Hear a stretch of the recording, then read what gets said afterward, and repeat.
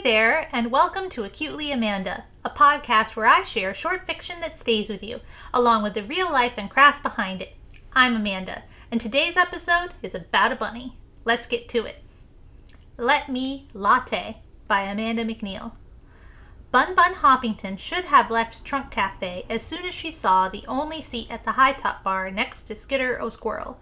In spite of past experience, she hoped he might not talk to her while she sipped her lavender latte. But with her first sip, he spoke a rambling sentence with no room for participation.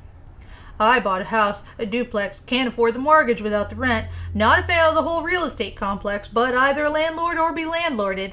He stood and left. The barista shook her head at Bun Bun. That guy never tips. The end. Anthropomorphized animals in adult fiction do something remarkable. They strip away the noise of human society while still allowing us to examine its deepest truths. When a fox wages war, a mouse embarks on a journey, or an elephant mourns, we're given a lens that is at once deeply familiar and slightly distant, making difficult themes more digestible, more poignant, and sometimes even more brutal. For many, talking animals belong in childhood, in the pages of Charlotte's Web or The Wind in the Willows. But in adult fiction, these creatures take on heavier burdens. They fight battles that mirror human wars, navigate political landscapes disguised as dens and warrens, and reveal the rawness of grief, oppression, and survival.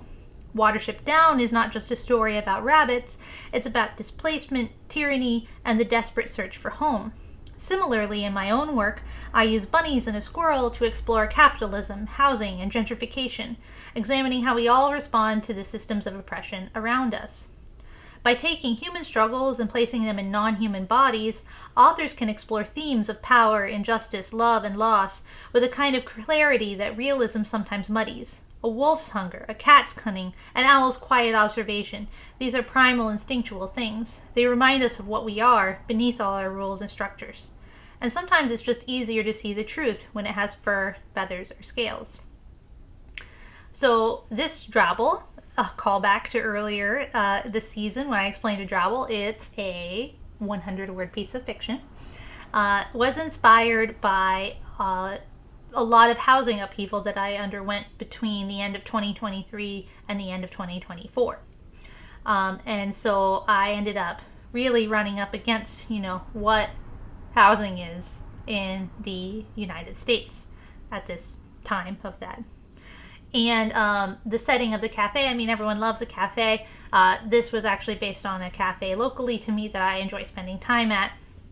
And you end up encountering a lot of people from the town there, whether you enjoy those people or not. And so I thought it was a great setting to kind of have this encounter about housing. And when I was dealing with my own housing problems, a phrase that I saw a couple of times was either landlord or be landlorded, which I felt like was just kind of such a defeatist mindset that I wanted to pull out in a piece of fiction and really have be near the climax of the story. Of course, this is a drabble, so it's a very, very short story, but it is a story. And FYI, lavender is actually edible for humans as well, and you can actually get a lavender latte if that's something that you are after. This is the last episode of this season of the podcast. I will be back for another season. I've already got quite a few of the stories written. If you would like to get a preview of the next season, you can sign up for my newsletter at opinionsofawolf.com/newsletter. The newsletter sends out the stories and a very short blip about what inspired them, but it does not include the exploration of craft and writing and fiction that you see in the podcast and here in the podcast. So you do get more in the podcast, but if you'd like a little touch of the stories and what's to come, you can check that out. The newsletter comes first, and once the newsletter is through the cycle, then the podcast series will come with the additional information.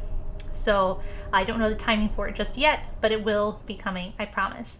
And that newsletter also gives you periodically information about when there are sales for my longer pieces of fiction as well. So I really hope that you enjoyed not just this story and discussion, but that the entire season. And if you did, please give it a like. Please share this podcast series with others. And let me know in the comments which of the stories you liked best this season. I would love to know that. And don't forget to subscribe and turn on the notifications. That's the easiest way to know when season 2 comes. And if you are interested in my longer form writing, check out opinionsofawolf.com/publications. And you can also always follow me on Instagram at opinionsofawolf. Thank you so much for tuning in this season, and I will see you on the next season. Bye.